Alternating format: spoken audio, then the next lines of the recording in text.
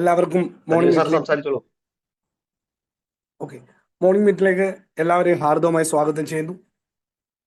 എന്നെ ഒന്ന് പരിചയപ്പെടുത്താം. എൻ്റെ പേര് സജീവ്, എരമല്ലൂരാണ് സ്വദേശം. ഈ മഹത്തായ ആശയവുമായിട്ട് അസോസിയേറ്റ് ചെയ്ത് വർക്ക് ചെയ്യാൻ തുടങ്ങിയിട്ട് ഏകദേശം 2 വർഷം കഴിഞ്ഞു. ഇന്നത്തെ ഈ പ്രഭാതത്തിൽ നമുക്ക് എല്ലാവർക്കും ഈ ഒരു ഡൈസിലേക്ക് എത്തുവാനായിട്ട് സയൻസിന് പോലും കണ്ടുപിടിക്കാൻ പറ്റാത്ത ഒരു അദൃശ്യമായ ശക്തിയുണ്ട്. അതാണ് ഈശ്വരൻ എന്ന് നമ്മൾ ചിന്തിക്കുന്നത്. ആ ഈശ്വരനെ ഒരു നിമിഷം പ്രാർത്ഥിച്ചുകൊണ്ട് നമുക്ക് പ്രോഗ്രാമിലേക്ക് തുടങ്ങാം. പ്ലീസ്.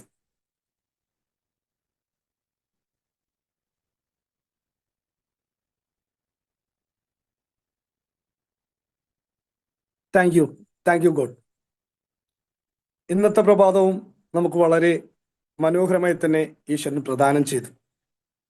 ദൈവത്തിന്റെ കയ്യൊപ്പുള്ള ബയോട്ടോറിയം എന്ന് പറയുന്ന ഈ പ്രൊജക്റ്റിലേക്ക് നമ്മൾ ഓരോരുത്തരും എത്തിച്ചേർന്നു. ഓരോ ദിവസവും മോർണിംഗ് സെക്ഷനിലേക്ക് അല്ലെങ്കിൽ മോർണിംഗ് മീറ്റിംഗിലേക്ക് നമ്മൾ ഓരോരുത്തരെയും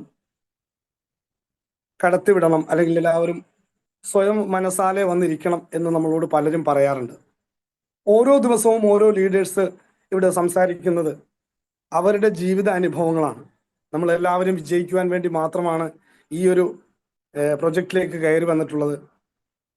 മറ്റുള്ള കാര്യങ്ങളെല്ലാം ഒരുവിധം നമുക്ക് എല്ലാവർക്കും അറിയാവുന്നതാണ്. ഇന്ന് ലോകം കണ്ടതിൽ വെച്ച് ഏറ്റവും നല്ല രീതിയിൽ ഒരു മനുഷ്യന്റെ എല്ലാ ജീവിത സൗകര്യങ്ങളും മെച്ചപ്പെടുത്താൻ പറ്റുന്ന ഒരു മേഖലയാണ് MLM എന്നറിയാം. അതിൽ തന്നെ ഏറ്റവും മനോഹരമായ ഒരു കമ്പനിയിലാണ് നമ്മൾ എത്തിയിരിക്കുന്നത്. ലോക ചരിത്രത്തെ തിരുത്തി കുറിച്ച ഗിന്നസ് വേൾഡ് റെക്കോർഡുള്ള ഒരു പ്രൊഡക്റ്റും നമ്മളുടെ കയ്യിലേക്ക് കിട്ടി. ഇനി ഇവിടുന്ന് മുന്നോട്ടുള്ള യാത്രയിൽ നമുക്ക് മാർഗനിർദ്ദേശം തരുന്നതിന് വേണ്ടിയാണ് മോർണിംഗ് സെക്ഷൻ ആരംഭിച്ചിരിക്കുന്നത്.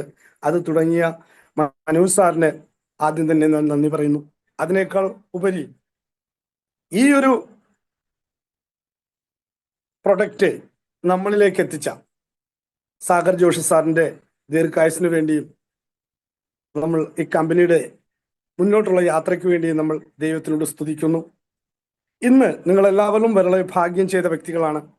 ഇന്നത്തെ സെക്ഷൻ കൈകാര്യം ചെയ്യുന്നതിന് വേണ്ടി ഇന്ന് ഈ ഡൈസിലേക്ക് വരുന്നത് കുമ്പളങ്ങിയുടെ മണ്ണിൽ നിന്നും നെറ്റ്വർക്കിലേക്ക് കടന്നു വരികയും ഒരു ഇലക്ട്രിസിറ്റി ഉദ്യോഗസ്ഥനായിരിക്കെ നെറ്റ്വർക്കിന്റെ സാധ്യത മനസ്സിലാക്കി അതിലേക്ക് കടന്നു വരികയും കൈവച്ച മേഖലകളിലെല്ലാം തൻ്റെതായ വ്യക്തിമുദ്ര പതിപ്പിച്ച ഉത്തമൻ സാറാണ്. ഉത്തമൻ സാറിനെ വളരെ സ്നേഹത്തോടുകൂടി ഞാൻ ഈ ഡൈസിലേക്ക് സ്വാഗതം ചെയ്യുന്നു. Please welcome Uthaman sir. Thank you sir, thank you. Audible ആണല്ലോ അല്ലേ? കേൾക്കാൻ പറ്റുന്നുണ്ടല്ലോ എല്ലാവർക്കും? Okay sir, thank you. വളരെ മനോഹരമായി അദ്ദേഹം എന്നെ പരിചയപ്പെടുത്തി. ഞാനും ഈ മനോഹരമായ സുപ്രഭാതത്തിൽ നിങ്ങൾ ഓരോരുത്തരെയും ഈ മഹത്തായ ബിസിനസ് അവസരത്തിലേക്ക് എത്തിപ്പെട്ട നിങ്ങൾ ഓരോരുത്തരെയും ഒരിക്കൽ കൂടി ഈ പ്രോഗ്രാമിലേക്ക് ഹാർദമായി സ്വാഗതം ചെയ്യുകയാണ്. ഇത് പ്രത്യേകിച്ച് ഒന്നും അല്ല ഇന്ന് നമ്മൾ പറയുന്നത്. എൻ്റെ ജീവിതത്തിലുണ്ടായ അനുഭവങ്ങളെ കുറിച്ച് മാത്രമാണ് ഞാൻ പറയുന്നത്. അതുകൊണ്ടാണ് വളരെ എന്തെങ്കിലും അപക്വമായ കാര്യങ്ങൾ ഉണ്ടെങ്കിൽ എല്ലാവരും സദയം ക്ഷമിക്കുക. നമ്മളെല്ലാവരും ഒരു കുടുംബമാണ്. സുഹൃത്തുക്കളെ, നമ്മൾ ചെയ്തുകൊണ്ടിരിക്കുന്ന കാര്യങ്ങൾ എന്താണ്? ഞാൻ ഇവിടെ സംസാരിക്കാൻ പോകുന്നത് how people fail in network marketing എന്നുള്ള ഒരു സബ്ജക്ട് ഞാൻ സ്വമേധയാ തിരഞ്ഞെടുത്ത ഒരു കാര്യമാണ്. എന്തുകൊണ്ട് നമ്മൾ നെറ്റ്വർക്ക് മാർക്കറ്റിംഗിൽ വിജയിക്കുന്നില്ല, പരാജയപ്പെട്ടു പോകുന്നു? പല ആളുകളും പരാജയപ്പെട്ടു പോകുന്നു. നമ്മൾ ഇന്ന് അത് നമ്മുടെ ഇതിൽ നോക്കിയാൽ തന്നെ അറിയാം. കാരണം നമ്മുടെ ടീം സ്ട്രെങ്ത് എടുത്തു നോക്കിയാൽ വളരെ വലുതാണെങ്കിൽ പോലും നമ്മൾ ആക്റ്റീവായിട്ടുള്ള ആളുകൾ വളരെ കുറവാണ്, അല്ലെ? അപ്പൊ എന്തുകൊണ്ട് ബാക്കിയുള്ള ആളുകൾ നിർത്തിപ്പോകുന്നു എന്നുള്ളതിനെ കുറിച്ചിട്ടാണ് ഞാനിവിടെ സംസാരിക്കാനായിട്ട് ഉദ്ദേശിക്കുന്നത്. വളരെ വലിയ സബ്ജക്റ്റാണ്. കുറെ അധികം ദീർഘദൂരം 2-2.5 മണിക്കൂർ എടുത്ത് പറയേണ്ട കാര്യമാണ്. പക്ഷെ അതെല്ലാം തട്ടി ചുരുക്കി വളരെ ചുരുങ്ങിയ നമ്മുടെ ഈ 1 മണിക്കൂർ സമയത്തിനുള്ളിൽ 40 മിനിറ്റ് സമയത്തിനുള്ളിൽ പറയാൻ വേണ്ടി ഞാൻ മാക്സിമം ശ്രമിക്കാം.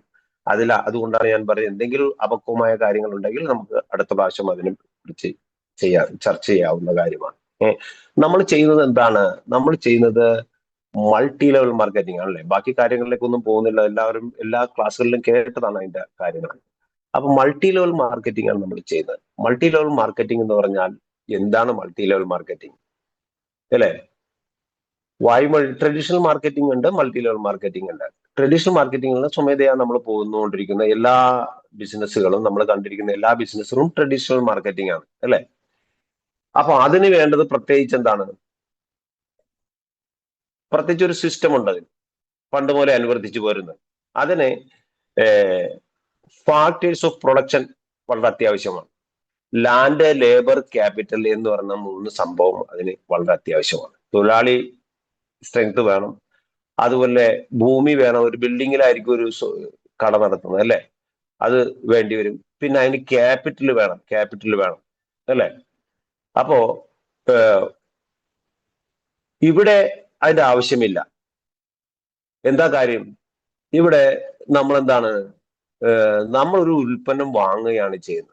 ഉൽപ്പന്നം വാങ്ങുമ്പോൾ അതിന്റെ സഞ്ചി ഇട്ടിട്ട് പോകാനായിട്ട് കിട്ടുന്ന സഞ്ചി പോലെ നമുക്കൊരു അവസരം ഇവിടെ കിട്ടുകയാണ്. വേണമെങ്കിൽ അത് വലിച്ചെറിഞ്ഞ് കളയാം, അല്ലെങ്കിൽ വേണ്ട രീതിയിൽ അതെടുത്ത് ഉപയോഗിച്ച് കുറെ ദീർഘകാലം നമുക്ക് ഉപയോഗിക്കാൻ പറ്റും. അപ്പൊ അതിന്റെ വാല്യൂ ആണ് ഇതിനുള്ളത്. അതുകൊണ്ട് എന്താ ചെയ്യണത്, ഇതിന് വലിയ ഇൻവെസ്റ്റ്മെന്റ് ഇല്ലാത്തത് കൊണ്ടാണ് they do not take this business seriously. ഇത് ബിസിനസ്സിലേക്ക് വരുന്ന ആളുകൾ എന്ത് ചെയ്യുന്ന ഒന്നാമത്തെ കാര്യമാണ്, they do not take this business seriously. അതിന് പ്രധാനപ്പെട്ട കാര്യം എന്താണെന്ന് വെച്ചാൽ, ഫസ്റ്റ് ഓഫ് ഓൾ ഇതിന് എന്തില്ല, ഇൻവെസ്റ്റ്മെന്റ് എന്ന് പറയുന്ന സാധനമില്ല. ഞാനിപ്പോ പറഞ്ഞതുപോലെ തന്നെ ഒരു സാധനം വാങ്ങിയാൽ അതിട്ടുണ്ട് പോകാനുള്ള കൂടെ കിട്ടുന്നത് പോലെയാണ് നമുക്ക് ബിസിനസ് അവസരം. സിമ്പിൾ ആയിട്ട് നമ്മളൊന്ന് പരിശോധിച്ച് നോക്കിയാൽ മനസ്സിലാവും. നമ്മൾ ഒരു മെഡിസിൻ വാങ്ങിക്കുന്നത് നമുക്ക് ഒരു ഇൻവെസ്റ്റ്മെന്റ് ആണ്. നമ്മുടെ ശരീരം നിലനിർത്താൻ വേണ്ടി, നമ്മൾ അസുഖമില്ലാതിരിക്കാൻ വേണ്ടി വാങ്ങിക്കുന്ന കാര്യമല്ലേ. അതൊരു എക്സ്പെൻഡിച്ചറിലായിട്ട് മാറുകയാണ്. അതുപോലെ ഇന്ന് ഭക്ഷണം കഴിക്കുന്നത് എന്തിനാണ്? നമ്മുടെ ബോഡിയിലേക്ക്, നമ്മുടെ ഇന്നിന്റെ ആരോഗ്യത്തിന് വേണ്ടി ഞാൻ ഇന്നത്തെ ഭക്ഷണത്തിന്റെ പൈസ ഇൻവെസ്റ്റ് ചെയ്തതെന്ന് നമ്മൾ ആരും പറയാറ് ഇല്ല. അത് നമ്മൾ ജീവിച്ചു പോകാൻ വേണ്ടി ഉപയോഗിക്കുന്ന സാധനം. അതുപോലെ നമ്മൾക്ക് അസുഖം വരാതിരിക്കാൻ വേണ്ടി, നമ്മൾ കൂടുതൽ കാലം നിലനിൽക്കാൻ വേണ്ടി, ജീവിതം മുമ്പോട്ട് കൊണ്ടുപോകാൻ വേണ്ടി പൈസ കൊടുത്ത് വാങ്ങിച്ച ഒരു ഉൽപ്പന്നമാണ് നമ്മുടെ പ്രോഡക്റ്റ്. അതിന്റെ കൂടെ നമുക്ക് വേൾഡ് വൈഡ് ആയിട്ട് ബിസിനസ് ചെയ്യാനുള്ള ഒരു അവസരം കിട്ടുന്നുണ്ട്. അതിന്റെ ഗൗരവം ജനങ്ങൾ ആരും കാണാത്തത് കൊണ്ടാണ് നമ്മൾ എന്ത് ചെയ്യുന്നില്ല, അത് സീരിയസ് ആയിട്ട് എടുക്കാത്തത് കൊണ്ടാണ് നമുക്ക് ബിസിനസ് മുമ്പോട്ട് കൊണ്ടുപോകാൻ വേണ്ടി പല ആൾക്കാർക്കും പറ്റാറുണ്ട്. ഒരു കട നടത്തിയാൽ ചിലപ്പോൾ ഒരു ചെറിയൊരു പലചരക്ക് കട നടത്തണമെങ്കിൽ പോലും എന്ത് വേണം, ഒരു 5 ലക്ഷം രൂപയില്ലാതെ നടക്കണം നിസ്സാരമായിട്ട്. അപ്പൊ ഒരു ബിസിനസ്, ഒരു വലിയൊരു ബിസിനസിന്റെ, ഒരു ജുവലറിയുടെ കാര്യം എടുത്തു നോക്കിയാലോ, നിരവധി കോടികളാണ് അവിടെ മുടക്കേണ്ടത് അല്ലെ. ആ കോടികൾ മുടക്കേണ്ടത് കൊണ്ട് അവരെന്ത് ചെയ്യും, അതിൻ്റെതായിട്ടുള്ള സീരിയസ്നെസ്സിലേക്ക് തീർച്ചയായിട്ടും എടുക്കും.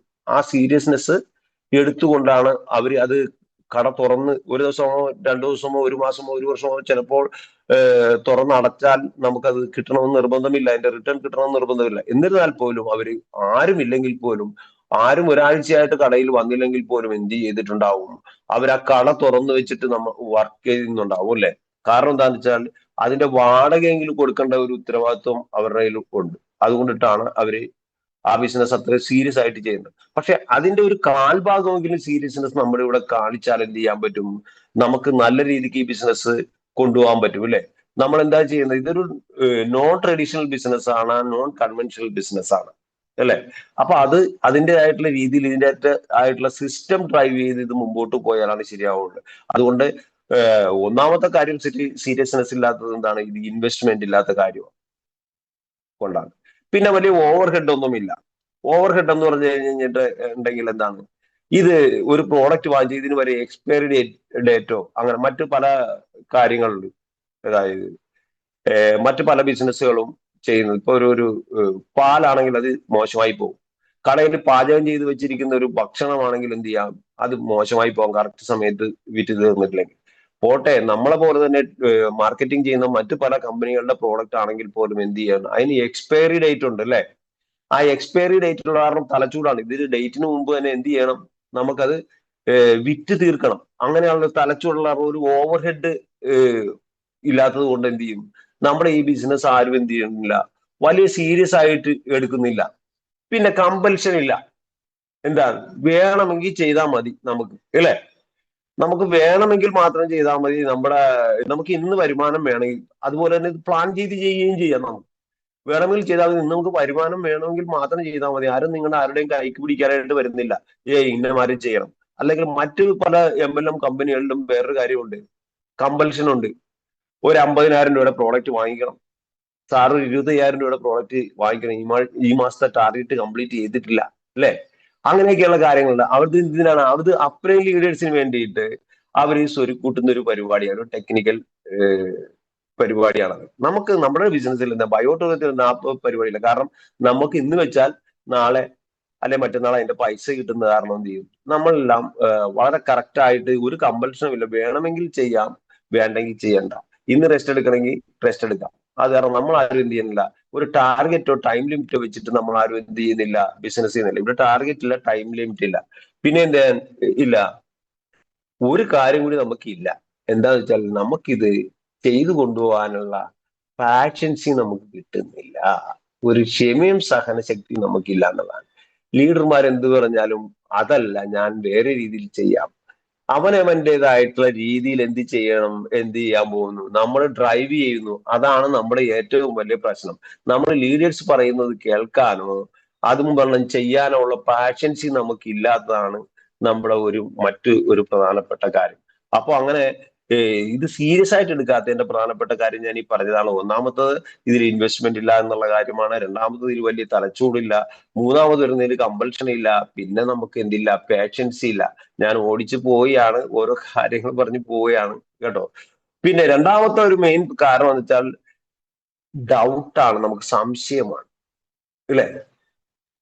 സംശയം എന്ന് പറഞ്ഞാല് എന്തിനെ പറ്റിയൊക്കെ സംശയം? Doubt about first of all product ആണ്, അല്ലെ? പ്രോഡക്റ്റിനെ കുറിച്ച് നമുക്ക് ഡൗട്ടാണ്. നമ്മുടെ പ്രോഡക്റ്റ് ഇത് അങ്ങനെയൊന്നും ആയിരിക്കും തോന്നല്ല കേട്ടാ. ഇത് ഉപയോഗിച്ചാലൊക്കെ ശരിയാവുമെങ്കിൽ പിന്നെ ഈ ആശുപത്രിക്ക് എന്തിനാണ്? നമ്മുടെ ചിന്ത അങ്ങനെയാണ്, അല്ലെ? ഇത് ഉപയോഗിച്ചാൽ ശരിയാകുമെങ്കിൽ, അസുഖം മാറുമെങ്കിൽ. നമ്മുടെ ആദ്യകാലങ്ങളിൽ ഞങ്ങൾക്ക് ഉണ്ടായ സംശയം അതായിരുന്നു.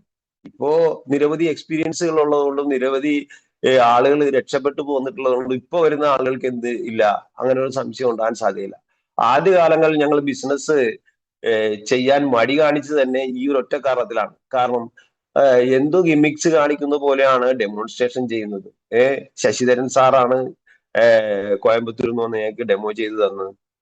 അന്നേരമൊക്കെ നമുക്ക് തോന്നിയ എന്താണ്, ഇതൊരു എന്തോ ഒരു ടെക്നിക്കൽ പരിപാടിയാണ് എന്നാണ് നമുക്ക് തോന്നിയത്. അപ്പൊ അത് കാരണം പ്രോഡക്റ്റിൽ ഡൗട്ട് ഉണ്ടായതുകൊണ്ട് നമ്മൾ ആരും എന്ത് ചെയ്യും, വലിയ കാര്യമായിട്ട് ആദ്യം ഒരു 3-4 മാസം ഞങ്ങളൊന്നും എടുത്തിട്ടില്ല.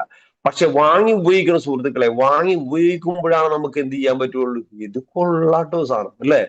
സംഭവം ഉഗ്രാണ്. എന്റെ കൈ നേരത്തെ മുതുക് തേക്കാൻ പറ്റൂലായിരുന്നു, മുതുകത്തേക്ക് പോകൂലായിരുന്നു കൈ ഇപ്പൊ അങ്ങോട്ട് പോകുന്നുണ്ട്. അതുപോലെ വളയാൻ പറ്റൂലായിരുന്നു നടു, അല്ലെ? വളയാൻ പറ്റായിരുന്നു, നടുവൊക്കെ വളയുന്നുണ്ട്. അപ്പൊ നമ്മൾ വാങ്ങി ഉപയോഗിച്ചാലാണ് നമുക്ക് എന്ത് ചെയ്യാൻ പറ്റുള്ളൂ, ഡൗട്ട് അബൌട്ട് ദ പ്രോഡക്റ്റ് എന്നുള്ള സാധനം നമുക്ക് എന്ത് ചെയ്യാൻ പറ്റും, അത് തീർക്കാൻ വേണ്ടി കഴിയുള്ളൂ. പിന്നെ നമുക്ക് ഡൗട്ട് എന്താണ്, doubt about the business. Business എന്ന് പറഞ്ഞാൽ ഈ സിസ്റ്റം പണ്ട് വന്നതല്ലേ എന്നുള്ള ഒരു ചിന്ത ഇപ്പൊ പുതിയതായിട്ട് കേൾക്കുന്ന ആൾക്കാർക്കാണ്. ഇപ്പൊ നമ്മളൊക്കെ കുറെ ആൾക്കാർ ഇവിടെ വന്ന് ഇരിക്കുന്നവർ നമുക്ക് മനസ്സിലായി ഇത് ഇത്രമാത്രം നല്ല രീതിക്കാണ് ഈ ബിസിനസ് പോകുന്നത് എന്നുള്ള അറിയാം. അപ്പോ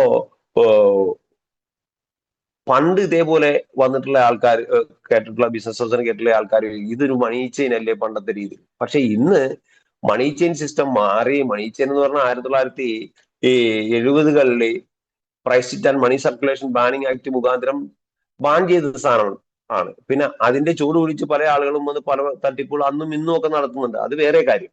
പക്ഷേ മൾട്ടി ലെവൽ മാർക്കറ്റിംഗ് എന്ന് പറയുന്നത് എന്താണ്? മൾട്ടി ലെവൽ മാർക്കറ്റിംഗ് എന്ന് പറഞ്ഞാല് ഉൽപ്പന്നമോ സേവനമോ ഉപഭോക്താക്കളുടെ ശൃംഖല വഴി വായ്മൊഴിയാനുള്ള പരസ്യത്തിലൂടെ വിപണനം ചെയ്യുന്ന ഒരു രീതിയാണ്. അപ്പോ അതിന്റെ ഇടനിലക്കാർക്കും പരസ്യക്കാർക്കും കൊടുക്കുന്ന തുക നമുക്ക് വരുമാനമായിട്ട് തരുന്ന ഒരു സിസ്റ്റമാണ് മൾട്ടി ലെവൽ മാർക്കറ്റിംഗ് എന്നുള്ളത്. അത് ആദ്യകാലങ്ങളിൽ ഇവിടെ ലീഗാലിറ്റി ഇല്ലായിരുന്നു, എല്ലാം ഒരേ ചട്ടിയിൽ വരിക എന്ന് പറയില്ലേ, അതേപോലെ പോലീസുകാരും നിയമജ്ഞന്മാരും എല്ലാവരും പൊതുജനങ്ങളും ഒക്കെ കണ്ടുകൊണ്ടിരുന്നത് ഒരേ രീതിയാണ്. അപ്പൊ അതുകൊണ്ട് എന്ത് സംഭവിച്ചു, അന്ന് എല്ലാവരും നമ്മളെ മൾട്ടി ലെവൽ മാർക്കറ്റിംഗുമായിട്ട് ചെല്ലുന്നവനെ ആക്ഷേപിച്ചു വിടുന്ന ഒരു പരിപാടിയാണ് ഉണ്ടായിരുന്നത്. പക്ഷെ ഇന്ന് അങ്ങനെയല്ല. ഈ കഴിഞ്ഞ മാസം നമുക്ക് എന്ത് കിട്ടി, അനൗദ്യോഗികമായിട്ട് ചെയ്തുകൊണ്ടിരുന്ന കാര്യം നമുക്ക് ലീഗലായിട്ട് ചെയ്യാൻ വേണ്ടി ഈ ഇന്ത്യ മഹാരാജ്യത്തിലെ, വിദേശ രാജ്യങ്ങളിലൊക്കെ ഉണ്ടെങ്കിൽ പോലും ഇന്ത്യയിൽ അതില്ലായിരുന്നു. പക്ഷേ ഇന്ത്യ മഹാരാജ്യത്തിൽ ആദ്യമായിട്ട് അതിന്റെ നാന്ദി കുറിക്കാനായിട്ട് കേരള ഗവൺമെന്റിന് കഴിഞ്ഞു. അതുകൊണ്ട് നമ്മളെല്ലാവരും വളരെ ഭാഗ്യവാന്മാരാണ്. ലീഗൽ ബിസിനസ് ആണ് നമ്മൾ ചെയ്യുന്നത്. അപ്പൊ അതുകൊണ്ട് യാതൊരുവിധ ഡൗട്ടും നമുക്ക് എന്ത് വേണ്ട, ഇതിൽ ഉണ്ടാകേണ്ട കാര്യമില്ല. പിന്നെ നമുക്കൊരു സംശയമുള്ള സിസ്റ്റത്തിനെ കുറിച്ചാണ് സംശയം. സിസ്റ്റം എന്ന് പറഞ്ഞാൽ എന്താണ്? സിസ്റ്റം എന്ന് പറയുന്നത് ഇപ്പൊ ഇന്ത്യൻ റെയിൽവേ ഒരു സിസ്റ്റം ഫോളോ ചെയ്യുന്നതാണ് കറക്റ്റ് ആയിട്ട് അത് കുഴപ്പമില്ലാതെ മുമ്പോട്ട് പോകും. കേരള പോലീസ് ഒരു സിസ്റ്റം ഫോളോ ചെയ്യുന്നു. അഡ്മിനിസ്ട്രേറ്റീവ് സിസ്റ്റം, നമ്മുടെ ഇന്ത്യൻ ഭരണഘടന, കേരളത്തിലെ ഭരണം ഒരു സിസ്റ്റം ഫോളോ ചെയ്യുന്നതുകൊണ്ട് എന്ത് സംഭവിക്കുന്നു? അത് വളരെ കൃത്യമായ രീതിയിൽ പോകും. അതുപോലെ തന്നെ ഒരു കൃത്യമായ ഒരു സംഹിത ഫോളോ ചെയ്തു പോകുന്ന എന്ത് കാര്യത്തിനും വിജയിക്കാൻ വേണ്ടി കഴിയും, അല്ലെ? ഒരു ഫാക്ടറിയിൽ നടക്കുന്ന മാനുഫാക്ചറിങ് നോക്കിയാലോ, അതൊരു സിസ്റ്റം ഫോളോ ചെയ്യുന്നതുകൊണ്ടാണ് റോ മെറ്റീരിയൽസ് ഇട്ടാൽ ഔട്ട്പുട്ട് ആയിട്ട് പാക്ക് ചെയ്ത് പുറത്ത് വരുന്നത്, അല്ലെ? അപ്പൊ അതേപോലെ ഒരു സിസ്റ്റമാണ് നമ്മൾ ഇവിടെ ബിൽഡ് ചെയ്യുന്ന. ആ സിസ്റ്റത്തിനെ കുറിച്ച് നമുക്ക് മനസ്സിലാക്കാം. അങ്ങനെ ഒരു സിസ്റ്റത്തിനെ കുറിച്ച് സംശയമുള്ളത് കൊണ്ടാണ് നമ്മൾ എന്ത് ചെയ്യാത്തത്, നമ്മൾ കൂടുതൽ പേരും വരാത്തത്. സിസ്റ്റം എന്താണെന്ന് വെച്ചാൽ താഴത്തേക്ക് വരുമ്പോൾ ഞാൻ ഇനി പറയാൻ പോകുന്നുണ്ട്. അതുകൊണ്ട് സിസ്റ്റത്തിനെ കുറിച്ച് കൂടുതൽ പറഞ്ഞില്ല. പിന്നെ അവർക്ക് പിന്നീടുള്ള സംശയം എന്താണെന്ന് വെച്ചാൽ അവർക്ക് അവരെ കുറിച്ചാണ് സംശയം. ഇത് ഞാൻ പോയി പറഞ്ഞാൽ ശരിയാകുമോ, എന്നുള്ളതാണ് അവരുടെ ഒരു സംശയം. അപ്പൊ അതിന് വേറെ ഒന്നും ചെയ്യേണ്ട കാര്യമില്ല. നമ്മൾ ഇതിനെക്കുറിച്ച് കൂടുതലായിട്ട് പറയാൻ വേണ്ടി പഠിച്ചാൽ മതി. ഇതിൽ പറയാൻ വേണ്ടി പഠിക്കുക എന്ന് പറഞ്ഞാല് നമ്മുടെ ലീഡേഴ്സ് ചെയ്യുന്ന കാര്യം നമ്മൾ ചെയ്താൽ മതി, അല്ലെ? അപ്പൊ അതാണ് രണ്ടാമത് പറയുന്ന ഒരു പ്രധാനപ്പെട്ട കാര്യം. ദേ ഹാവ് ഡൗട്ട്, അല്ലെ? എല്ലാവർക്കും ഡൗട്ട് ഉണ്ട്, സംശയമുണ്ട്. സംശയം എന്ന് പറഞ്ഞാൽ they have doubt on their product. ഈ ബിസിനസിനെ കുറിച്ച് അവർക്ക് ഡൗട്ട് ഉണ്ട്, ഈ സിസ്റ്റത്തിനെ കുറിച്ച് അവർക്ക് ഡൗട്ട് ഉണ്ട്, ഈ ഇൻഡസ്ട്രീനെ കുറിച്ച് അവർക്ക് ഡൗട്ട് ഉണ്ട്. അത് കൂടാതെ എന്താണ്, സ്വയമേവ അവർക്ക് ഡൗട്ട് ഉള്ളത് കൊണ്ടാണ് എന്ത് ചെയ്യും, ഞാനിത് പോയാൽ ശരിയാവൂല, അതുകൊണ്ട് 2-3 പേരുടെ അടുത്ത് അവർ പോയി പറഞ്ഞിട്ട് അവരൊക്കെ നോ പറയുമ്പോഴത്തേന് എന്ത് ചെയ്യും, അവര് തിരിച്ചു പോകും. പിന്നെ അടുത്ത ആളുകളെ തേടി നമ്മൾ പോയിട്ടുണ്ടാവുന്നത് കൊണ്ട് നമ്മൾ എന്ത് ചെയ്യും, ലീഡർ എന്നുള്ള രീതിയിൽ നമ്മൾ അവരെ കൂടുതൽ കാര്യമായി ശ്രദ്ധിച്ചു കാണില്ല. അപ്പൊ അതുകൊണ്ട് എന്ത് ചെയ്യും, അവര് സ്വമേധയാ ബിസിനസ് ചെയ്യുന്ന പതുക്കെ പുറകോട്ട് പോയിട്ടുണ്ടാവും. പിന്നെ വേറൊരു കാര്യമുള്ള എന്താന്ന് വെച്ചാൽ they do not find out time for train themselves. അവരെ സ്വമേധയാ ട്രെയിനിങ്ങിലേക്ക് കൊണ്ടുവന്ന് സ്വമേധയാ പാകപ്പെടുത്തി എടുക്കാൻ വേണ്ടിയിട്ട് അവരെന്ത് ചെയ്യുന്നില്ല, സമയം കണ്ടെത്തുന്നില്ല എന്നുള്ളതാണ് അടുത്തൊരു പോയിന്റ്. അതിനെന്ത് ചെയ്യണം, നമ്മൾ ഈ ഇൻഡസ്ട്രിയെ കുറിച്ച് എന്താണെന്നുള്ളത് കൃത്യമായിട്ട് മനസ്സിലാക്കണം. നമ്മൾ ട്രെയിൻ ചെയ്യുക എന്നുള്ള സ്വമേധയാ പാകപ്പെടുക എന്നുള്ളതാണ്. നമ്മളെല്ലാവരും സുഹൃത്തുക്കളെ സ്വമേധയാ ഒരു ബിസിനസ്സിലേക്ക് വരുമ്പോൾ നമ്മൾ വീടിന്റെ ഒരു ചട്ടക്കൂടിൽ, പഴയ ഒരു ചട്ടക്കൂടിൽ നമ്മൾ പരുവപ്പെട്ടിരിക്കുന്ന ഒരു സിറ്റുവേഷനിലാണ്, അല്ലെ? സിമ്പിൾ ആയിട്ട് പറഞ്ഞാൽ ഒരു മത്തങ്ങ ചെറുതിലെ ആയി വരുന്ന സമയത്ത് നമ്മൾ ഒരു കുപ്പിക്കകത്തിട്ട് അടച്ചു, ഒരു തണ്ണീർമത്തങ്ങായി, ഒരു വത്തക്കായി ഒരു കുപ്പിക്കകത്ത് കയറ്റി വെച്ചാൽ എന്ത് സംഭവിക്കും? കുറച്ചാൾ കഴിയുമ്പോൾ എന്ത് സംഭവിച്ചിട്ടുണ്ടാവും? ആ വത്തക്കായ്ക്ക് വളരെ വലിയ രീതിയിൽ എന്ത് ചെയ്യാൻ പറ്റും, ഡെവലപ്പ് ചെയ്യാൻ വലുതാകാൻ പറ്റുന്ന ഒരു സാധനം. പക്ഷെ അത് ആ കുപ്പിയുടെ ഷേപ്പിനകത്ത് ഇരുന്നിങ്ങനെ ഞെരിഞ്ഞ് കുപ്പിയുടെ ഷേപ്പായി പോയിട്ടുണ്ടാവും, അല്ലെ? സ്വാഭാവികമായിട്ടും.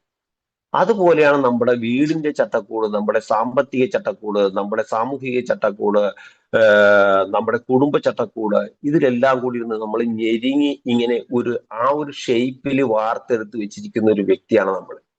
അപ്പൊ നമ്മൾ എന്ത് ചെയ്യണം, നമ്മൾ അത് പൊട്ടിച്ചാൽ, ആ ഒരു കുപ്പിയുടെ ചില്ല് പൊട്ടിച്ച് പുറത്തേക്ക് വന്നാലാണ് നമുക്ക് എന്ത് ചെയ്യാൻ വേണ്ടി കഴിയുള്ളൂ, നമുക്ക് ഡെവലപ്പ് ചെയ്യാൻ വേണ്ടി കഴിയുള്ളൂ. നമുക്ക് ഡെവലപ്പ് ചെയ്യാനുള്ള ഒത്തിരി കഴിവുള്ള ആളുകളാണ് നമ്മളെല്ലാവരും. മഹാത്ഭുതങ്ങളാണ്. എത്ര മഹാത്ഭുതങ്ങളുണ്ട് നമ്മുടെ ഇന്ത്യ മഹാരാജ്യത്ത്.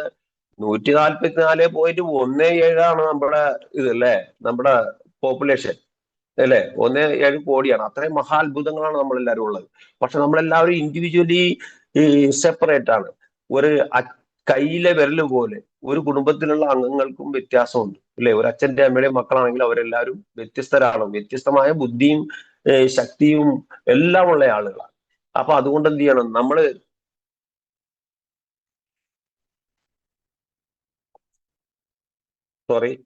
അപ്പോ നമ്മൾ എന്ത് ചെയ്യണം, നമ്മൾ എല്ലാത്തിൽ നിന്നും വ്യത്യസ്തരായി മാറുന്ന ആളുകളാണ്. അപ്പൊ അതുകൊണ്ട് നമ്മൾ ആ കുടുംബത്തിന്റെ ഇതായിട്ടുള്ള ചട്ടക്കൂട് പൊട്ടിച്ചെറിഞ്ഞാൽ മാത്രമാണ് നമുക്ക് എന്ത് ചെയ്യാൻ പറ്റുള്ളൂ, പുറത്തേക്ക് വരാൻ പറ്റുള്ളൂ. അപ്പൊ നമ്മൾ എന്ത് ചെയ്യണം, സമയം നമ്മളെ ട്രെയിൻ ചെയ്യാൻ വേണ്ടിയിട്ടുള്ള, നമ്മളെ പരുവപ്പെടുത്താൻ വേണ്ടിയിട്ടുള്ള ഇതിലേക്ക് നമ്മൾ ആ സമയം കണ്ടെത്തണം. അതിനെന്താ ചെയ്യണം? ഞാൻ നേരത്തെ പറഞ്ഞു, വാട്ട് യുവർ ലീഡേഴ്സ് ഡു. നമ്മുടെ ലീഡേഴ്സ് ചെയ്യുന്ന അതേ കാര്യങ്ങൾ ചെയ്താൽ നമുക്ക് എന്ത് ചെയ്യാൻ വേണ്ടി കഴിയും? നമ്മളെ വിജയിക്കാൻ വേണ്ടി കഴിയും. അതിന് പരമാവധി ചെയ്യേണ്ടത് എന്താണെന്ന് വെച്ചാൽ, നമ്മുടെ കൂടെ ഒരാൾ സ്റ്റാർട്ട് ചെയ്യാത്തത്, നമ്മൾ അയാൾക്ക് ഗുണകരമായ രീതിയിൽ പ്ലാൻ പറഞ്ഞു കൊടുക്കാനായിട്ട് പറ്റാതെ വരുമ്പോഴാണ് അയാൾ നമ്മുടെ കൂടെ സ്റ്റാർട്ട് ചെയ്യുന്നത്. ഒരു പ്രധാനപ്പെട്ട കാര്യം. മറ്റു പല കാര്യങ്ങളും ഉണ്ട്, എന്നാലും പ്രധാനപ്പെട്ട ഒരു കാര്യം എന്ന് പറഞ്ഞാൽ എന്ത് ചെയ്യുന്നത്, നമ്മൾക്ക് അയാളെ കൺവീൻസ് ചെയ്യാൻ പറ്റുന്നില്ല. അയാളെ പ്ലാൻ പ്രസന്റ് ചെയ്ത് അല്ലെങ്കിൽ പ്രോഡക്റ്റ് ഡെമോ ചെയ്ത് നമുക്ക് എന്ത് ചെയ്യാൻ പറ്റുന്നില്ല, അദ്ദേഹത്തിന് ഇത് നല്ല സാധനമാണെന്ന് മനസ്സിലാക്കി കൊടുക്കാനായിട്ട് നമുക്ക് ഫെയിൽ ആവുമ്പോഴാണ് നമുക്ക് എന്ത് ചെയ്യാൻ പറ്റുന്നത്, നമ്മുടെ കൂടെ ആളുകൾ സ്റ്റാർട്ട് ചെയ്യാതിരിക്കുന്നതിന്റെ കാരണം. അപ്പൊ അതിനാണ് നമ്മൾ ചെയ്യുന്നത്, ലീഡർമാരുടെ കൂടെ ഇരുന്നിട്ട് ലീഡേഴ്സ് ചെയ്യുന്ന അതേ കാര്യങ്ങൾ നമ്മൾ ചെയ്യണം. എന്ത് ചെയ്യണം? ഇതിന്റെ ട്രെയിനിങ്സ് നമ്മൾ അറ്റൻഡ് ചെയ്യാനുണ്ട്, അല്ലെ? പ്രധാനമായും ചെയ്യേണ്ട കാര്യം എന്താണ്? നമ്മൾ ട്രെയിനിങ് അറ്റൻഡ് ചെയ്യണം. ട്രെയിനിങ് ചിലപ്പോ ഇതിന് ട്രെയിനിങ് വേണം. നമ്മൾ ഏത് മേഖലയായാലും നമ്മൾ ചെയ്യുന്ന മേഖലയിൽ നമ്മൾ ട്രെയിൻഡ് ആണ്, നമ്മൾ എക്സ്പെർട്ടാണ്. പക്ഷെ ഇതൊരു പുതിയ മേഖലയായത് കാരണം ഇവിടെ വന്ന് നമ്മൾ ഇത് വിജയിക്കണമെന്നുണ്ടെങ്കിൽ നമ്മൾ എന്താണ് ചെയ്യേണ്ടത്? നമ്മൾ ട്രെയിൻ ചെയ്യേണ്ടതുണ്ട്. നമ്മൾ ഒരു സിസ്റ്റം ഫോളോ ചെയ്യേണ്ടത്, ആ നേരത്തെ പറഞ്ഞ ഒരു സിസ്റ്റം ഫോളോ ചെയ്യേണ്ടതാണ്. അതിനെന്ത് ചെയ്യണം? Attend maximum trainings. നമ്മളുടെ എന്ത് ചെയ്യണം, എന്ത് ചെയ്യരുത് എന്ന് പഠിപ്പിക്കുന്ന NDOP ഉണ്ട്, ന്യൂ ഡിസ്ട്രിബ്യൂട്ടേഴ്സ് ഓറിയന്റേഷൻ പ്രോഗ്രാം ഉണ്ട്. ന്യൂ ഡിസ്ട്രിബ്യൂട്ടേഴ്സ് ഓറിയന്റേഷൻ എന്ന് പറഞ്ഞാൽ പുതിയ ആളുകൾക്ക് അറിവ് പകർന്നു കൊടുക്കുന്ന പ്രോഗ്രാമുകൾ നമ്മുടെ എമ്പാടും നടക്കുന്നുണ്ട്. അതിലെല്ലാം കറക്റ്റ് ആവുമെന്ന് എനിക്ക് പറയാൻ പറ്റില്ല. മിക്ക ട്രെയിനിങ്ങുകളിലും പോയി കഴിഞ്ഞിട്ടുണ്ടെങ്കിൽ എന്ത് ചെയ്യണമെന്ന് ആരുള്ള വിജയകഥകൾ മാത്രമാണ് പറഞ്ഞ് കൈയടിച്ചു പോരുന്നത്. പക്ഷെ നമ്മളുടെ BIG, നമ്മുടെ സിസ്റ്റം, KBCയുടെ സിസ്റ്റം എന്ന് പറഞ്ഞാല് നമ്മൾ എന്ത് ചെയ്യണം, എന്ത് ചെയ്യരുത് എന്ന് കൃത്യമായി പറഞ്ഞു കൊടുക്കുന്ന ഒരു ട്രെയിനിങ് ക്ലാസ് ആണ്. അപ്പൊ അതിൽ എല്ലാവരും കൃത്യമായി വന്ന് പങ്കെടുത്താൽ നമുക്ക് എന്ത് ചെയ്യണമെന്ന് അറിയാൻ പറ്റും. അതിന് എന്ത് ചെയ്യണം? നമ്മൾ learn presentation from your upline. ആദ്യമേ ചെയ്യേണ്ടത് എന്താണ്? നമ്മൾ ആദ്യമായിട്ട് നമ്മളെ അപ്ലൈനുമായിട്ട് ഒരു പ്രോഗ്രാമിന് പോകുമ്പോൾ ലേൺ പ്രസന്റേഷൻ. ഈ പ്രസന്റേഷൻ എങ്ങനെയാണെന്നുള്ള എന്ത് ചെയ്യണം? നമ്മൾ അപ്ലൈനിൽ നിന്ന് പഠിക്കണം. മനസ്സിലായില്ലേ? അപ്ലൈനിൽ നിന്ന് എന്ത് ചെയ്യണം? അപ്ലൈൻ പറയുന്നത് കേട്ട് ശ്രദ്ധിച്ചിരുന്ന് നമ്മൾ എന്താണ് പറയുന്നതെന്ന് നോക്കിയിട്ട് അത് നമ്മൾ ഡ്യൂപ്ലിക്കേറ്റ് ചെയ്യാൻ വേണ്ടി ശ്രമിക്കുക.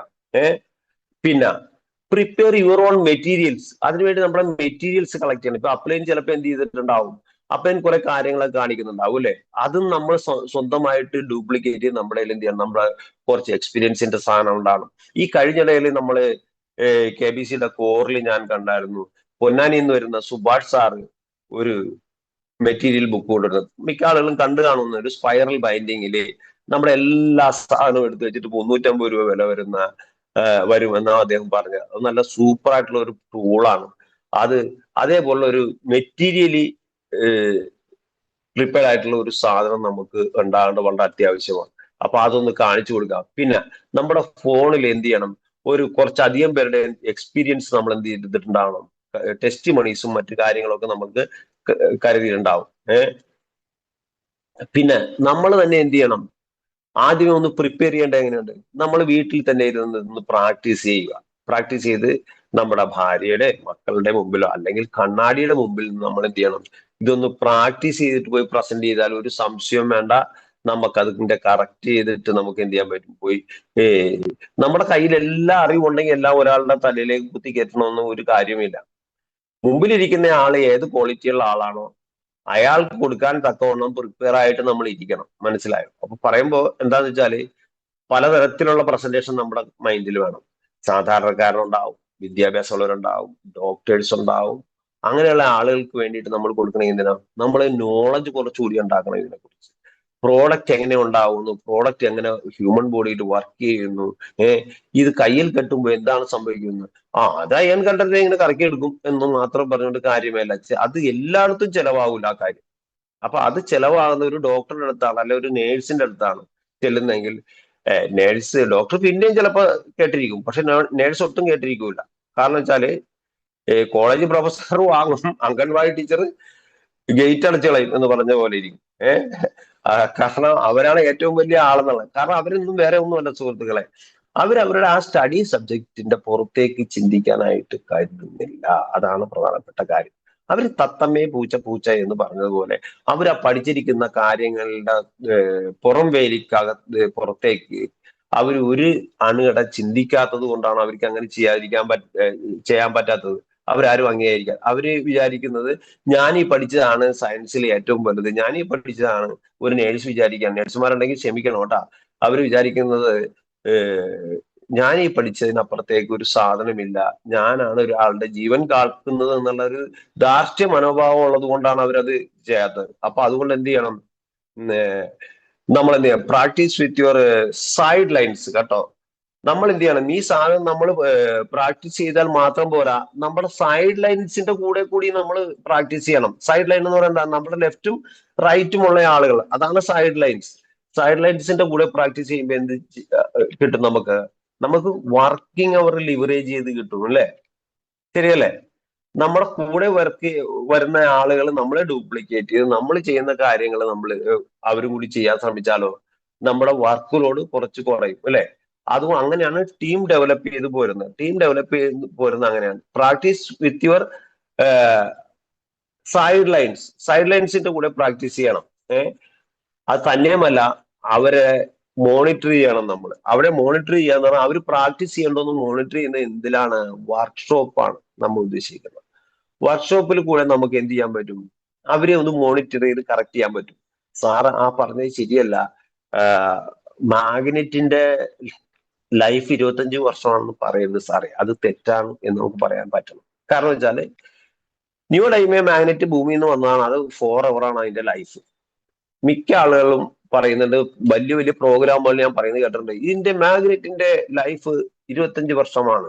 അപ്പൊ അവിടെ ഒരു ചോദ്യം വരും, അപ്പൊ 25 വർഷമേ ഉള്ളൂ അല്ലേ സാറേ ഇതിന്റെ ലൈഫ്? 25 വർഷമാകുമ്പോ അപ്പൊ ഒരു വർഷം എത്ര ശതമാനം കുറയും ഇതിന്റെ പവർ? ആ ചോദ്യം ആരെങ്കിലും ചോദിച്ചാൽ അവിടെ കൊണ്ട് ബബ്ബ അടിക്കേണ്ടി വരും. അപ്പൊ അതുകൊണ്ട് ഈ നിയോഡൈമിയം മാഗ്നറ്റിന്റെ ലൈഫ് 100 വർഷത്തോളം ഉണ്ട് സാറേ, 4 hour-ആണ്. പക്ഷെ നമ്മൾ ഇതിന്റെ ലൈഫ് ടൈം പറയുന്നത് എന്താണെന്ന് അറിയാമോ? അതിന്റെ മെറ്റീരിയലുമായിട്ട് നോക്കുമ്പോഴാണ് നമ്മൾ അതിന്റെ ലൈഫ് ടൈം പറയുന്നത്. ഇതിന്റെ മെറ്റീരിയൽ ഉപയോഗിച്ചിരിക്കുന്ന മെറ്റീരിയല് നമ്മളെ സ്ഥിര ഉപയോഗവും മുഖാന്തരം എന്ത് ചെയ്യാൻ പറ്റും, അതിന് കുറച്ച് മെനച്ചതി വന്ന് പോവാൻ സാധ്യതയുണ്ട്. ശരിയല്ല അലീക്ക?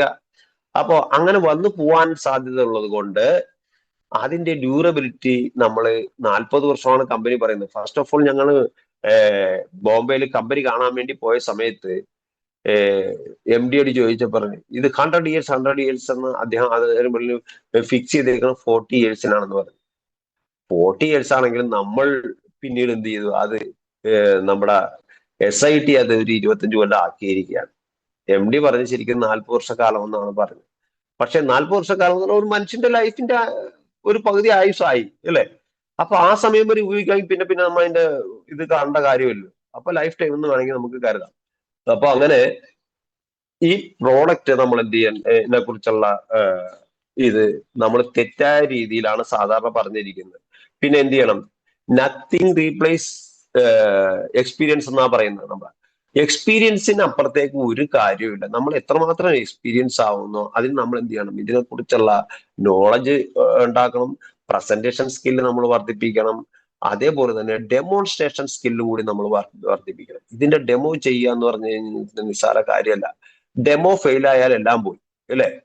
സാധാരണ നെറ്റ്വർക്ക് മാർക്കറ്റിംഗിൽ പറയുന്നത് നിങ്ങൾക്ക് എന്തെങ്കിലും പറ്റിയാൽ കുഴപ്പമില്ല, നിങ്ങളുടെ ടീമിന് എന്തെങ്കിലും പറ്റിയാൽ കുഴപ്പമില്ല, പക്ഷേ നിങ്ങളുടെ പ്രോഡക്റ്റിന് എന്തെങ്കിലും പറ്റിയാൽ പ്രോഡക്റ്റ് പിന്നീട് നിങ്ങൾക്ക് ആ ബിസിനസ് ചെയ്യാൻ പറ്റില്ല എന്നാണ് പറഞ്ഞത്. പക്ഷെ അങ്ങനെയല്ല, ഇത് പ്രോഡക്റ്റ് മാത്രം പോരാ, പ്രോഡക്റ്റ് നമ്മൾ ഓക്കെയാണ്, പക്ഷെ നമ്മുടെ ഡെമോൺസ്ട്രേഷൻ ആണ് പക്ക പെർഫെക്റ്റ് ആയിരിക്കേണ്ടത്. ഡെമോൺസ്ട്രേഷൻ പെർഫെക്റ്റ് അല്ലെങ്കിൽ എന്ത് സംഭവിച്ചിട്ടുണ്ടാവും, നമ്മുടെ സംഗതികളെല്ലാം പാളിയിട്ടുണ്ടാവും അല്ലെ. അപ്പോ ഡെമോൺസ്ട്രേഷൻ നല്ല പക്കായിട്ട് കൊടുത്താൽ മാത്രമാണ് നമുക്ക് എന്ത് ചെയ്യാൻ വേണ്ടി കഴിയുള്ളൂ, ഇത് നല്ല രീതിക്ക് നമുക്ക് കൊണ്ടുപോകാൻ വേണ്ടി കഴിയുള്ളൂ. ഇത് പിന്നീട് ചെയ്യേണ്ടതെന്ന് വെച്ചാൽ ഇതൊരു ഹാർട്ട് ടു ഹാർട്ട് ബിസിനസ് ആണ്. നമ്മുടെ ടീമിന് ചേർത്ത് പിടിക്കാനുള്ള ഒരു സംവിധാനം നമുക്ക് ഉണ്ടാക്കും. ടീമിനെ ചേർത്ത് പിടിച്ച് ഇരിക്കാനുള്ള സംവിധാനം ഉണ്ടാക്കുക എന്ന് പറഞ്ഞു കഴിഞ്ഞിട്ടുണ്ടെങ്കിൽ നമ്മുടെ കൂടെ വരുന്ന ആളുകളെ നമ്മൾ എത്രമാത്രം ആത്മാർത്ഥമായിട്ട് സ്നേഹിക്കുകയും അവരുമായിട്ട് ഏത് സമയത്ത് ഏത് പാതിരേക്ക് വിളിച്ചാലും അവരുടെ കൂടെ ഒരു ഡെമോൺസ്ട്രേഷന് പോകാനായിട്ട് നമ്മൾ തയ്യാറായിരിക്കും. അല്ല, ഇന്ന് നമ്മളെ നിസ്സാരമായ ചില കാര്യങ്ങൾ മുഖാന്തരം ഒരു വലിയ ഡെമോൺസ്ട്രേഷൻ ഉണ്ടെങ്കിൽ നമ്മളത് തട്ടിക്കളയരുത്. നുണ പറഞ്ഞാൽ നമ്മുടെ ആളുകൾക്ക് മനസ്സിലാവും. കാരണം നമുക്ക് മാത്രമല്ല ബുദ്ധി, നമ്മളുടെ അസോസിയേറ്റ്സിന് നമ്മളെക്കാൾ കൂടുതൽ ബുദ്ധി ഉള്ള ആളാണെന്ന് മനസ്സിലാക്കണം. പിന്നെ വേറൊരു കാര്യം കൂടി നമ്മൾ ചെയ്യേണ്ടതുണ്ട്. നമ്മൾ എന്ത് ചെയ്യാൻ പാടില്ല, നമ്മുടെ വരുമാനത്തിന് വേണ്ടി ടീമിന്റെ ബിസിനസ് നമ്മൾ പിടിച്ചു വെക്കാൻ പാടില്ല. അതൊരു പ്രധാനപ്പെട്ട കാര്യമാണ്.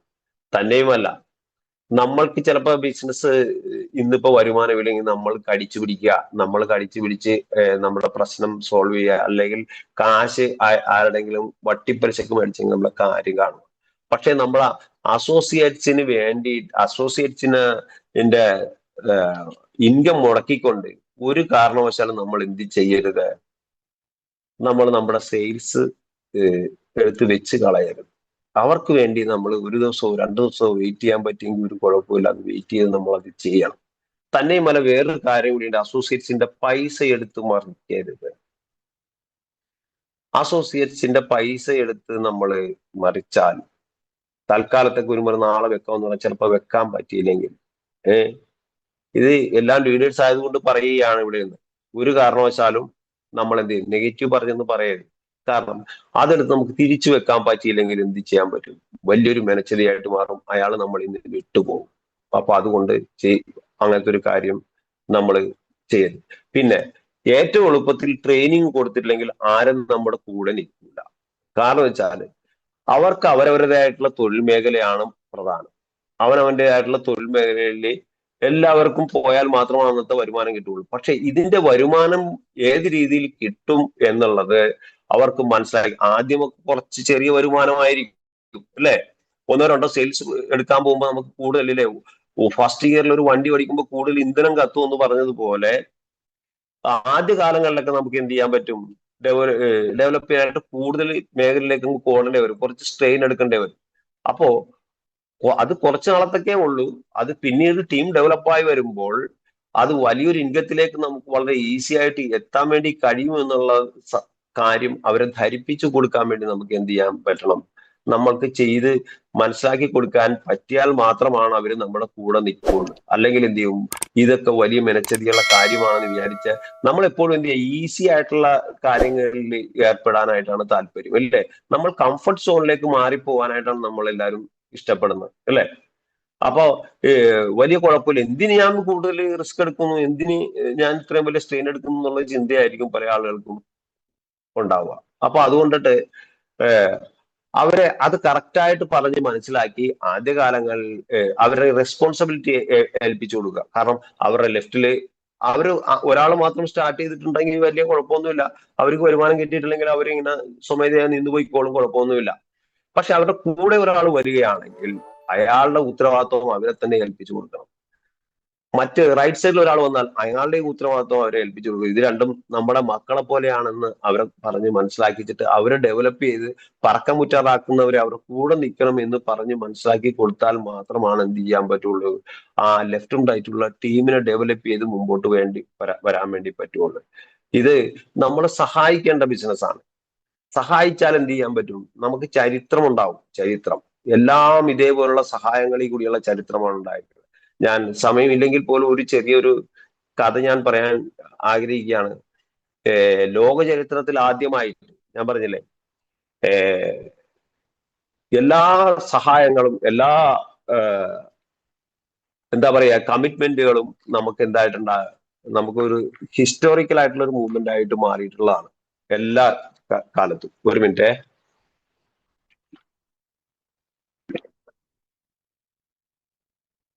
പണ്ട് ഒരു സഹായത്തിന്റെ കഥയാണ് ഞാൻ പറയാൻ ആഗ്രഹിക്കുന്നത്. പണ്ട് UK സ്കോട്ട്ലൻഡ് എന്ന് പറയുന്ന ഭാഗത്തൊരു സ്കോട്ടിഷ് കർഷകൻ ഉണ്ടായിരുന്നു.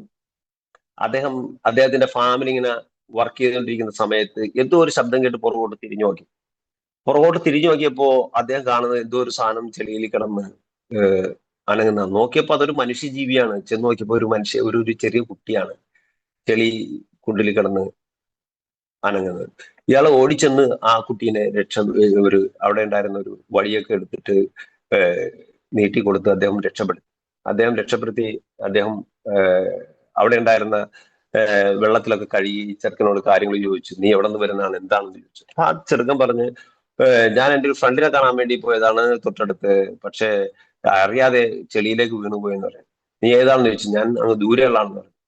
അപ്പോ വീട്ടിലേക്ക് എനിക്ക് പോകണമെന്ന് പറഞ്ഞു. അപ്പൊ ശരി, ഞാൻ തനിയെ പോകണ്ട, ഞാൻ കൊണ്ടാക്കി തരാമെന്ന് ഇദ്ദേഹം ഈ പയ്യനെയും കൂട്ടി വീട്ടിലേക്ക് പോയി. അവിടെ ചെന്നപ്പോഴാണ് മനസ്സിലായത് അദ്ദേഹം ഒരു ഫ്യൂഡൽ ലാൻഡ് ലോർഡിന്റെ മകനാണ്.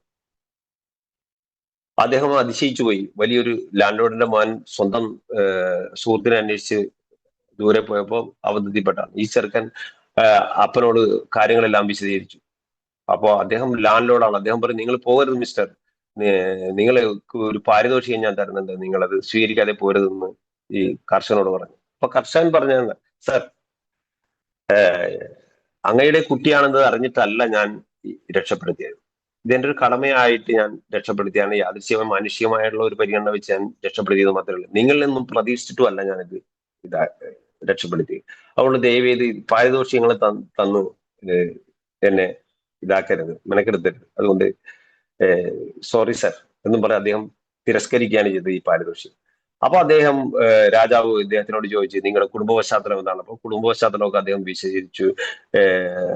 നിങ്ങളുടെ മോൻ എന്ത് ചെയ്യുന്നു ചോദിച്ചു. അപ്പൊ മോൻ അവിടെ ലോക്കൽ ഒരു അർബൻ സ്കൂളിൽ പഠിക്കുകയാണെന്ന് പറഞ്ഞു. അതായത് എന്റെ മോന്റെ പ്രായമുള്ള അതേ ഒരു പയ്യനായത് കാരണം ഞാൻ രക്ഷപ്പെടുത്തിയാണ് സാർ. എന്നാൽ ഒരു പണി ചെയ്യുക, നിങ്ങൾ എന്റെ പാരിതോഷികങ്ങൾ തിരസ്കരിച്ച സമയത്ത് നിങ്ങളൊരു കാര്യം കൂടി ചെയ്യുക. നാളെ മുതൽ നിങ്ങളുടെ മോൻ സെന്റ് തോമസ് മൗണ്ട് ലണ്ടൻ എന്ന് പറയുന്ന ഏറ്റവും വലിയ സ്കൂളിൽ എന്റെ സ്വന്തം ചെലവിൽ പഠിക്കും. അതിന് നിങ്ങൾ അനുവദിക്കണം. ഓക്കെ സാർ, താങ്കളുടെ താല്പര്യം അങ്ങനെയാണെങ്കിൽ നടക്കട്ടെ എന്ന് പറഞ്ഞ് അദ്ദേഹം അങ്ങനെ അനുവദിക്കുകയാണ്. പിറ്റേ ദിവസം മുതൽ ഇദ്ദേഹത്തിന്റെ കർഷകന്റെ മകൻ ഈ ലാൻഡ് ലോർഡിന്റെ മകന്റെ സ്കൂളിൽ പഠിക്കാൻ തുടങ്ങി. രണ്ടുപേരും ഒരു ക്ലാസ്സിലാണ് ആദ്യകാലങ്ങളിൽ പഠിച്ചത്. ഈ ലാൻഡ് ലോർഡിന്റെ മോനെ ശരിക്കും പറഞ്ഞാൽ രാഷ്ട്രീയ കാര്യങ്ങളിലാണ് താല്പര്യമെങ്കിൽ കർഷകന്റെ മോന് ശാസ്ത്ര കൗതുകങ്ങളിലാണ് താല്പര്യം. രണ്ടുപേരും പഠിച്ചു. ഇന്റർമീഡിയറ്റ് കഴിഞ്ഞ് രണ്ടുപേരും രണ്ട് മേഖലയിലേക്ക് പോയി. ഇദ്ദേഹം രാജ്യതന്ത്രജ്ഞതയിലേക്ക് പോയെങ്കിൽ മറ്റയാൾ ഗവേഷണ കൗതുകങ്ങളിലേക്കാണ് പോയത്. അദ്ദേഹം എന്തൊക്കെയോ കാര്യങ്ങൾ ഗവേഷണം ചെയ്യുന്നുണ്ടായിരുന്നു. 1920-28 കാലഘട്ടമാണ് ലണ്ടനിലെ. അന്ന് ലണ്ടനെ മാരകമായി പിടിപെട്ടുകൊണ്ടിരുന്ന ന്യൂമോണിയ എന്ന് പറഞ്ഞ ഒരു അസുഖം ഭയങ്കരമായിട്ട് ആളുകളെ കൊന്നുകൊണ്ടിരുന്ന കാലഘട്ടമാണ്. അപ്പൊ ന്യൂമോണിയക്കെതിരെയുള്ള മരുന്ന് കണ്ടുപിടിക്കാൻ വേണ്ടിയിട്ട് ഇദ്ദേഹത്തിന്റെ ഗവേഷണ പരമ്പര നടന്നുകൊണ്ടിരിക്കുകയായിരുന്നു ഈ കർഷകന്റെ മകൻ. അപ്പോ അങ്ങനെ എല്ലാ ആളുകളും മരിച്ചു വീണുകൊണ്ടിരിക്കുന്ന സമയത്ത് ഈ രാജാവിന്റെ മകന്, അതായത് ഈ ലാൻഡ് ലോർഡിന്റെ മകന് ഡബിൾ ന്യൂമോണിയ പിടിപെട്ട് അദ്ദേഹം വളരെ മാരകമായ രീതിയിൽ ഇങ്ങനെ ഡെത്ത് ബെഡിൽ കിടക്കുകയാണ്. പല വൈദ്യന്മാരും പല ഡോക്ടർമാരും വന്ന് അദ്ദേഹത്തിന് ചികിത്സിച്ചു നോക്കി. അദ്ദേഹത്തിനൊന്നും രക്ഷപ്പെടുത്താൻ പറ്റിയില്ല. അവസാനം മൃതപ്രായനായി കിടക്കുന്ന ഈ സുഹൃത്തിന്റെ അടുത്തേക്ക് ഈ ഇൻവെൻഷൻ ചെയ്തുകൊണ്ടിരുന്ന കക്ഷി, അദ്ദേഹം ന്യൂമോണിയക്കെതിരെ മരുന്ന് കണ്ടുപിടിച്ചിട്ട് ഇതേപോലെ ഇൻജെക്ട് ചെയ്തിട്ടില്ലായിരുന്നു. പക്ഷെ ഔദ്യോഗികമായിട്ടല്ല, അനൗദ്യോഗികമായിട്ട് ആദ്യമായിട്ട് വന്ന് ഈ രാജാവിനോട് ചോദിക്കുകയും എന്റെ സുഹൃത്തിന് ഈ ഇഞ്ചക്ഷൻ ഞാൻ എടുത്തോട്ടെ എന്ന് ചോദിച്ചു. അപ്പൊ പറഞ്ഞു, ഏതായാലും എല്ലാം ഫെയിലായി മരണപ്രായമായിരിക്കുന്ന ഈ മോൻ ഇനിയൊരു ബെറ്റർ ചികിത്സ കൊടുക്കാൻ ലണ്ടനിലില്ല. There was no medicine at that time in London. ലണ്ടനിൽ ന്യൂമോണിയക്കെതിരെ ആ സമയത്ത് ഒരു മരുന്നില്ലായിരുന്നു. അപ്പോൾ അദ്ദേഹം അനുഭവിച്ചു. അതോടൊപ്പം തന്നെ ആദ്യമായി അനൗദ്യോഗികമായി ഇഞ്ചക്ട് ചെയ്യുന്നത് ഈ രാജാവിന്റെ മകനാണ്. അതിന്റെ കറക്റ്റ് കോഴ്സ് 3-4 ദിവസം കഴിഞ്ഞപ്പോഴേക്ക് അദ്ദേഹത്തിന്റെ ന്യൂമോണിയയിൽ നിന്ന് വ്യത്യാസം കണ്ടു തുടങ്ങി. അദ്ദേഹം വളരെ പെട്ടെന്ന് തന്നെ ആ ന്യൂമോണിയയിൽ നിന്ന് റിക്കവർ ചെയ്ത് അവസാനം ജീവനിലേക്ക് തിരിച്ചു വരികയാണ് ചെയ്തത്. ഇത് ചെയ്തത് 2 വ്യക്തികളാണ്, 2 പ്രമുഖ വ്യക്തികളാണ്. ഒന്ന് സർ അലക്സാണ്ടർ ഫ്ലെമിംഗ് ആണ് ആദ്യമായിട്ട് ഔദ്യോഗികമായി പിന്നീടാണ് ചെയ്തതെങ്കിലും 1941 ചെയ്തതെങ്കിലും അനൗദ്യോഗികമായിട്ട് ന്യൂമോണിയ ഇഞ്ചെക്ട് ചെയ്ത് രക്ഷപ്പെടുത്തിയത് സർ വിൻസൻ ചർച്ചിൽ എന്ന് പറയുന്ന ആ രാജ്യതന്ത്രജ്ഞനെ. അതുപോലെ നിങ്ങൾ ഓരോരുത്തരും ഓരോ കാര്യങ്ങളും ഇതുപോലെ ചെയ്താൽ നിങ്ങൾ ചരിത്രത്തിൽ ഇടം പിടിക്കും. കാരണം ഇന്ന് സാഗർ ജോഷി സാർ ചരിത്രത്തിൽ ഇടം പിടിച്ചു കഴിഞ്ഞു. ഇന്റർനാഷണൽ ആയിട്ട് എന്താണ് സർവ്വരോഗ സംഹാരകമായിട്ടുള്ള എല്ലാ രോഗത്തിനും റെമഡി ആയിട്ടുള്ള ഒരു രോഗവും വരാതിരിക്കാൻ നമ്മളെ സജ്ജമാക്കുന്ന രീതിയിലുള്ള നിയോഡൈമിയത്തിന്റെ അത്ഭുത സിദ്ധി ഇന്റർനാഷണൽ ആയിട്ട് പരത്താൻ വേണ്ടിയുള്ള മൊണോപ്പൊളി ആയിട്ട് മാറാനായിട്ട് അദ്ദേഹത്തിന് കഴിയും. ശരിയല്ലേ? നമ്മൾ ഓരോരുത്തരും അതിന്റെ വക്താക്കളായിട്ട് നമ്മുടെ നാട്ടിലും ഗ്രാമാന്തരങ്ങളിലേക്കും നമ്മളാണ് ഇറങ്ങിച്ചെല്ലുന്നത്. നമ്മളെല്ലാവരും എന്ത് ചെയ്യുന്നു? നമ്മൾ ഈ അത്ഭുത സിദ്ധിയുള്ള മാഗ്നറ്റിനെ കുറിച്ച് പറയുമ്പോൾ ബദിരകർണങ്ങളിൽ പതിക്കുന്നുണ്ട് നിരതും, അല്ലെ? അത് നിരവധി ബദിരകർണങ്ങൾ പതിക്കുന്നവരൊന്നും അത് തിരസ്കരിക്കുന്നുണ്ടാവും. ഞാൻ ഈ കഴിഞ്ഞ ദിവസം ഒരു ഡെമോൺസ്ട്രേഷന് പോയി. അപ്പോ നല്ല പൈസയുള്ള ആളുകളാണ്. അവർക്ക് ഇതൊരു അവർക്ക് അസുഖത്തിന്റെ കൂമ്പാരമാണ്. പക്ഷെ അവർ ഹോസ്പിറ്റലിൽ കാശ് കൊടുക്കാനായിട്ട് റെഡി ആയിരിക്കണം. മറിച്ച് വേറൊരു സാധാരണക്കാരന്റെ വീട്ടിൽ പോയി അദ്ദേഹം സ്ട്രോക്ക് വന്ന് കിടക്കുകയാണ്. അദ്ദേഹം മോനെ വിളിച്ച് എന്നോട് പറഞ്ഞ് മോനെ പോയി കാക്കനാട് പോയി കോണ്ടാക്ട് ചെയ്യണമെന്ന് പറഞ്ഞു. വിളിച്ചപ്പോ കാക്കനാടല്ല, നമ്മുടെ ബ്രോഡ്ബീന്റെ തൊട്ടടുത്തൊരു ബിൽഡിംഗ് ഇങ്ങനെ അദ്ദേഹം അവിടെ സൂപ്പർവൈസറാണ്. അദ്ദേഹത്തിന്റെ ചെന്ന് കണ്ടു. അദ്ദേഹം പറഞ്ഞു, എന്നെ ഞാനാക്കിയത് എന്റെ അപ്പനാണ്. അപ്പൊ അതുകൊണ്ട് എന്റെ അപ്പനെ ജീവിച്ചിരിക്കണമെങ്കിൽ ഇന്ന് എന്റെ കൂടെ ഒരു സഹായത ഉണ്ടാവും. അതുകൊണ്ട് ചേട്ടാ, ഈ ആഴ്ച കഴിയട്ടെ, എനിക്ക് കുറച്ച് EMI ഉണ്ട്, അടുത്ത ആഴ്ച ഞാൻ വാങ്ങാം, ഏതായാലും ഡബിൾ തന്നെ വാങ്ങാം, അതുകൊണ്ട് വളരെ നല്ല കാര്യം എന്ന് പറഞ്ഞു. അതേപോലെ വിദ്യാഭ്യാസം വേറെ, വിവരം വേറെ. വിവരമുള്ളവർക്ക് വിദ്യാഭ്യാസം ഉണ്ടാവണമെന്നുള്ള, വിദ്യാഭ്യാസം ഉള്ളവർക്ക് വിവരം ഉണ്ടാവണമെന്നില്ല. പക്ഷെ തുലം വിദ്യാഭ്യാസം കുറഞ്ഞവരാണെങ്കിൽ പോലും ഇതിന് നല്ല വിവരമുള്ള ആൾക്കാരുണ്ടാവും. അപ്പൊ അതുകൊണ്ട് ഇതേപോലുള്ള കാര്യങ്ങൾ എല്ലാവരും ചെയ്യുക. നിങ്ങളെല്ലാം ചരിത്ര പുരുഷന്മാരാവുക. ഏതായാലും ചുരുങ്ങിയ സമയം കൊണ്ട് ഞാൻ കുറെ അധികം കാര്യങ്ങൾ പറയാനുണ്ട്, ഒട്ടനവധി കാര്യങ്ങൾ പറയാനുണ്ട്. പക്ഷെ ചുരുങ്ങിയ സമയം കൊണ്ട് നിങ്ങൾക്ക് എന്തെങ്കിലും ഒരു മാറ്റം നിങ്ങളുടെ ബിസിനസ്സിൽ വരുത്താൻ പറ്റിയിരുന്നെങ്കിൽ അത് നല്ലതാകട്ടെ എന്ന് ആശംസിച്ചുകൊണ്ട് എനിക്ക് ഈ വിലയേറിയ അവസരം തന്ന നമ്മുടെ KBCയുടെ ടീം ക്യാപ്റ്റൻ മനോജ് സാറിന് നന്ദി പറഞ്ഞുകൊണ്ട് ഞാൻ നിർത്തുന്നു. Thank you very much. Thank you sir, thank you. വളരെ മനോഹരമായിട്ട് ഉത്തമ സാറ് എല്ലാ കാര്യങ്ങളും ചുരുങ്ങിയ സമയം കൊണ്ട്, സാറ് തുടക്കത്തിൽ തന്നെ പറഞ്ഞു, മണിക്കൂറുകളെടുത്ത് പറയേണ്ട കാര്യങ്ങളാണ്. അതിലെ ടീം ബിൽഡിംഗ് മുതൽ ഒരു ലീഡേഴ്സ് പറയുന്ന കാര്യങ്ങൾ എങ്ങനെ നമ്മൾ അനുകരിക്കണം എന്നുള്ള രീതിയിൽ വന്ന് അവസാനം ഒരു കഥയിൽ കൊണ്ടുവന്ന് നമുക്കെല്ലാവർക്കും നമ്മൾ എന്താണ് ഫീൽഡിൽ ഇറങ്ങി ചെയ്യേണ്ടതെന്ന് വളരെ മനോഹരമായി വരച്ചു കാട്ടി ഉത്തമ സാറിന് ഒരുപാട് നന്ദി നിങ്ങളുടെ എല്ലാവരുടെയും പേരിൽ ഞാൻ അർപ്പിക്കുകയാണ്.